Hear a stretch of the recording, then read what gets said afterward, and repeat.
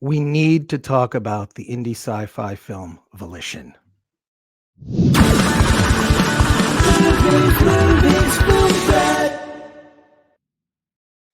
Welcome to the Film Threat Podcast. I am Chris Gore. I am excited today to talk to you about Volition, a new indie sci-fi film that I want to talk about it, but I want to give anything away.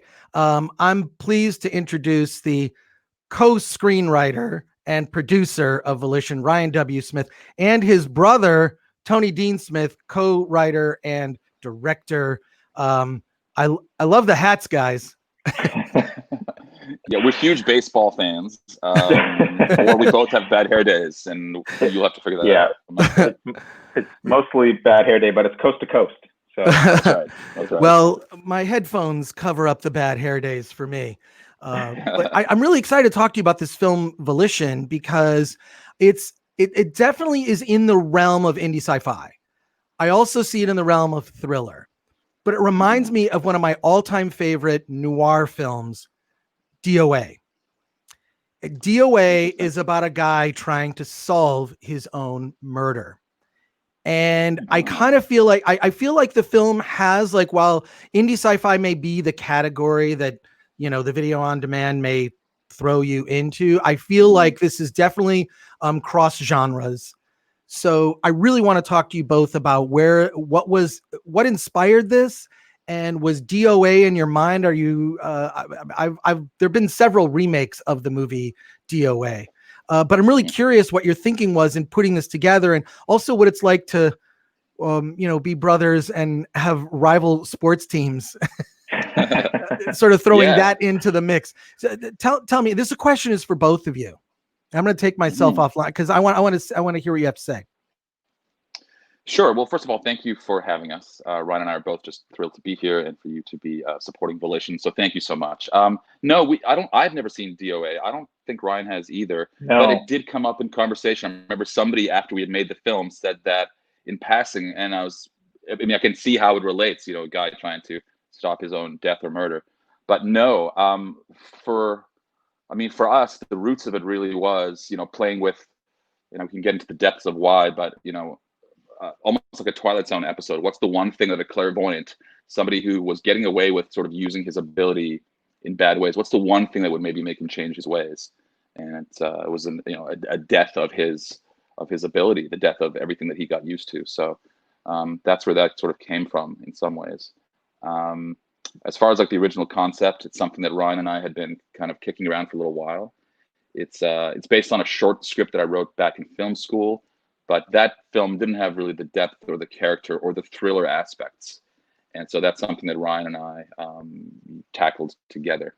I think in terms of the cross-genre elements, we were definitely aware of that in the writing. And at a certain point, we realized that actually it is a noir film at its core in terms of like the mystery and the thriller elements. But of course, it's all built upon this kernel of this grounded sci-fi concept, and that was something that Tony started this whole process, and the thing that really excited me about his initial draft is that he had this idea of what might be at the roots of clairvoyance, and what is clairvoyance exactly. And so through the film, as we developed it, that's really what we stuck to, and it turned into this great dark thriller at the same time. And in the early days, we really felt, and we weren't trying to emulate anything. We were trying to do it very organically, but it felt like we could see the cross between something like True Romance, which is about these sort of like these star-crossed lovers who are thrown onto this crazy adventure. But we also saw that it had this like Memento sort of cerebral science fiction element. So it wasn't science fiction in like the robots and external things. It was a internal perceptual kind of prison that our protagonist was living in, and that created the thriller elements as things start to tighten around his perception. Because again, as we set up, everything he sees always comes true. That's the whole setup of the movie. I'm glad you mentioned Memento. It's one of my favorite indie films from back in the day. I mean, what the second Christopher Nolan movie, and there's shades of that. I love the sort of crime world setting. It's very realistic, very grounded. But in a way, I mean, I guess if I continued to work at Burger King, I could see my future, which would not be one that I would be happy with myself. So, but this is a completely different kind of clairvoyance, the way that it's played. Yes. I don't, the second half of the film, but what went into the putting all of this together? You're both in real life and in the production of this, wearing many hats, as it were. But I think it's also like, what's it like to work as a team? Brothers putting this project together. Did that add to it? Did it create any issues? It's honestly, it's the greatest relationship of my life. I mean, we have partners and all those types of things, but Ryan and I have been doing this since we were kids. I was slightly older, so I was the bossy director, but very soon as we both came of age, we became real creative partners. And so, developing the story, we always come from a story standpoint. We're never arguing based on ego or what we sort of want. And it enables us to sort of really push and go deep into not arguments, but like just debates, based on character and story. So, yeah, we wore many hats for sure. Not these hats; these are new hats. But we had to. We knew that we had to make this film. It's a smaller independent film with some big ideas, and we were willing to do anything. Like literally, we were willing to wear many more hats than what we did. Right? I don't know if you want to talk about our process with. Yeah, I mean, so what Tony was saying about us working together since we were kids, we actually, in the beginning of the production process here, we made some webisodes that kind of explored those early days, and they're on YouTube, so we encourage people to check them out. But really funny footage of me as a 7-year-old and Tony as like a 12-year-old director, and you can start to see the pieces fall into place as Tony learns new skills as a director, and as I try to command the screen. I've since quit commanding the screen, but yeah, in terms of our writing process, we generally we outline the story together. We do deep brainstorming, sitting in the same room and really hashing things out, and then eventually we split an outline in half, and each of us takes one side of the story, and we go off and write a first version of it, and then we come back together, discuss, and then we actually swap sides and we rewrite each other's work. So we do that multiple times back and forth until it really becomes a blending of ideas. And as Tony was saying, we really do our best, and I think we do a good job of removing ego. It's all about, well, what serves the story, what serves the character best, and that's what wins. Well, I love hearing stories about process, and that's definitely a unique one, taking half the script and breaking it down that way. What were the elements in terms of like, and producer's a term that's thrown around a lot, but it's really like you just do whatever is necessary to get the movie done. Really, it's just sort of going all out, right? But being a screenwriter producer puts you in a different role, because normally the screenwriter during the production is sort of like, well, we thank you for your work and we'll see you when it's over. And then a different version of the movie ends up getting made because people add to it and contribute. What's it like to sort of be that screenwriter that's also involved, soup to nuts, and then also working with your brother as director? It was an amazing process, and it's true. I mean, it's a privilege, because most times, the screenwriter kind of is not as a big part of the production process. But here, Tony and I, because out of necessity, really, we took on all aspects of this. And so Tony's a producer on the project too, but during production, I tried to give him the space to really direct and just focus on the actors and have that, tight bond with that creative process. And we had so many discussions throughout the writing I knew that we were on the same page on so many things, and that we had hashed out so many elements, and I just trusted his vision, because he started with this process, and I knew he would do an amazing job. And so for me, honestly, like wearing so many hats on the production side, because it was a low budget film, that really doing everything from just like chasing food around to picking up broken glass to making sure that the locations for the next day's shoot are still happening. And I almost had to divorce myself from some of the creative elements, even though I, was deeply feeling them. But we just had to get things done. And then in the edit process, I got a chance to sit with Tony. Tony edited the film, and but we got to continue that creative sort of writing process even through the edit together, which was great. And Tony, can you tell me about juggling all of those things? It really, I mean, for people that work in film, it really is, to me, filmmaking is a team sport. I know the director gets a lot of credit, but I think you realize as director that it's you're wearing many hats. A lot of the people on the production are wearing many hats and doing many jobs.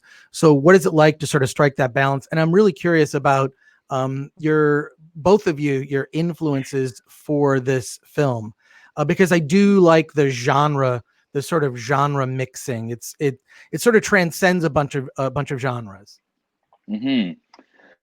Yeah, it does transcend a bunch of genres. We were very interested in, I think, building again the story from an organic place. So as far as influences, I remember a film like 12 Monkeys really shaping me as far as dealing with elements of, I don't know, perception and time, which is what Volition deals with. So that's a lot of fun, and we can speak to more about that. But as far as the wearing the many hats and being the director, it's directing is a lot of fun, but it's really just about being the primary collaborator. I'm always just pulling for opinions and for ideas. It will eventually have like the director's kind of stench and glue on everything, but it's ultimately a team sport, really.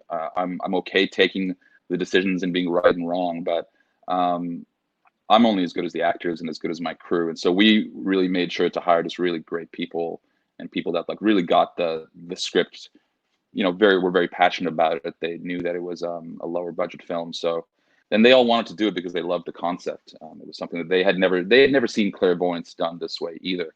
So that was a lot of fun.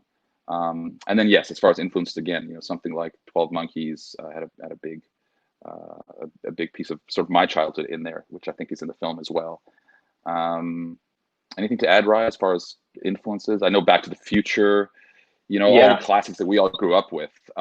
And it's funny, when we wrote the film, we just wrote the film, and then we were like, oh, what is this? What is this a cousin of? Why does this feel like it's a family member of? But it was not. It wasn't like any other film because it was, cross. And I think it is really a puzzle film. So it's about this clairvoyant who sees his own death, but there's a whole other aspect to it, which is looking at the roots of that, and it becomes this really tightly wound puzzle that the audience and us as the writers, we're trying to figure out. And so the Memento Christopher Nolan influence, I think, is there too, in terms of, we were inspired by the idea that he almost has like mind map puzzles for his films, and ours, as people will see, hopefully, if they check it out, it's really an intricate puzzle. Mm-hmm. You mentioned the actors, and I have to give you both props for the casting. The lead actor, whose name escapes me right now, my apologies. Yeah, Adrian Glynn McMorran. Yeah, he's amazing, and just a great cast dynamic, really great ensemble cast. I think that one of the things that's really important, especially when it comes to science fiction, which is vastly underestimated, is the actor's ability to sell the concept. If you don't believe it, you can have all the blue lights and green screen and digital effects in the world. It's all sold by the actor's performance. I mean, a bad special effect, a good actor can sell it, right? Like, So I really think that because I've seen some bad indie sci-fi where the actors were just not quite able to. You just don't believe, right? So you did a great job on the casting. Can tell me about that process and how you cast your leads. Thanks. Yeah, well, we're very lucky. We live in Vancouver. Primarily, we're based in Vancouver, Canada. So there's a big pool of talent up here that are, the pool of talent here is working with all these American fantastic actors who come up here. And so, the game up in Canada is pretty strong. As far as our specific cast, you know, Adrian is someone that I actually knew from high school. I'm a little bit older than him, but he was in my student film a long time ago, and he's just always been a very giving, authentic person. And so, you know, my idea with casting, and I remember seeing Tarantino speak to this, it's like, I love all these different actors, but I can only cast the person that has the right essence for a certain role. And for me, knowing Adrian, knowing what he's been through as a human being, I felt that he would relate to James in the same way that I would relate to James. You know, James is someone who is, in many, many ways, he's dealing with an affliction. You know, it looks like this kind of superhero, cool, clairvoyant ability, but it's actually this sickness. He doesn't find love. He doesn't find success because he already sees it won't happen. That's something that is, I think, easy for all of us to try on, because our beliefs are the very things that sometimes hold us back. Oh, I'll never become fit. Oh, I'll never get that job. And so Adrian could just really relate to that. We told the story from that perspective. And so that it became less about sci-fi and more just about being a prisoner to your depression or your ability to perceive your environment. So I'll sort of end there. Well, If you want to talk to the other cast, right? But we knew a lot of them, yeah. But by the way, I updated your Chiron there, so to make sure to many hats. Yeah, Ryan, if you want me to add something, let me know. I'll type that in. Man. No. Oh yeah, editor. Yeah. Yeah. Unfortunately. Well, I always love hearing stories on indie film sets when the actors are helping to carry stuff. You know, it's just like if it's just got to get done, it's got to get done. And I really think it's interesting to see how indie filmmakers are adapting now to this new reality of making films. With what's happening with our lockdown and quarantine and whatnot, still films are still being made, which I think is fantastic. What I love about your film and really good indie sci-fi, we put in the category like Primer and some other ones that they're not built on the special effects, they're built on the performances and the ideas, and I really think that's where you guys really nailed it. I know you said Twilight Zone. I would say Black Mirror, in a sense like that, just like it's more built on the ideas and then how it affects people. Right. Now, this film is being released. It's correct me if I'm wrong. It's coming out early July, July 10th. Am I right? Yeah, it's coming out July 10th. We are planning a limited theatrical. Of course, it's sort of COVID dependent, but it will be available. Right now, it's available on Apple TV for pre-order, and we'd love the support. The pre-order actually has a big effect on how well the film ranks on Apple, so we would love the support. But otherwise, it comes out July 10th, and it'll be on Amazon, Apple, Fandango now, basically all the major VOD platforms. Great. Well, it's one of those things that like indie filmmakers know this better than anyone. It's when you're done making the movie, your job isn't done. You're still promoting the movie. I mean, you're here talking to me about it to promote it. So what goes into that in terms of an indie film release? Is there anything for filmmakers watching? And I do have to thank our sponsor, Storyblocks. If you go to storyblocks.com/filmthreat, it's tools for filmmakers. It's a great service that gives you access to cleared music and footage and whatnot. Really helpful. As I've used it myself. We use it on our YouTube channel. So I really want to thank them. But I want to ask you guys, like, any advice you would pass along to indie filmmakers who might be watching or listening for any stage of the process, or something you might say to like a really close friend who's about to make their first independent film. I'll start from the beginning, and then we can wrap it up as far as post and distribution. But Ryan and I, again, were so sort of desperate to make this movie that we were, there's this Mark Duplass quote where like, you don't want to wait for the cavalry's not coming. So we really started to really, it's quote. True. You can wait forever. The truth is, we have cameras that are available to us. We have editing equipment. We were really willing to go and make this movie ourselves. We were going to just take the bull by the horns. So we ended up buying like some small equipment, and then thankfully, we had a financier come on board, and then a proper cinematographer, etc. But I think the best advice I would give is just to go out there and make something, especially with an idea like Volition. We knew it was a cerebral science fiction film that could be done with no effects. So that was all by design. And I think the same applies to the end game with distribution. We can get into as many specifics as you'd like, but there's so many new avenues out there. It's a new world. It's a new sort of decentralized world for filmmakers. It's hard to get into theaters because you're competing with bigger movies and Marvel films, et cetera, which are great. So there's this new world that Ryan and I are sort of like learning about right now, actually. Well, it's I love that Mark Duplass gave a whole speech at South by Southwest. You can look it up, where he talked about the cavalry isn't coming. Just make the best film you can with the tools that you have, and you just gotta do it. What I think there's so many tools available now to indie filmmakers. You really can soup to nuts from beginning. I mean, you can make a movie on your iPhone. Steven Soderbergh did it, right? 100%, 100%. So I love that all these tools are available. And I appreciate you guys joining me on the Film Threat podcast. Ryan, any final words and piece of advice at any stage of production for indie filmmakers?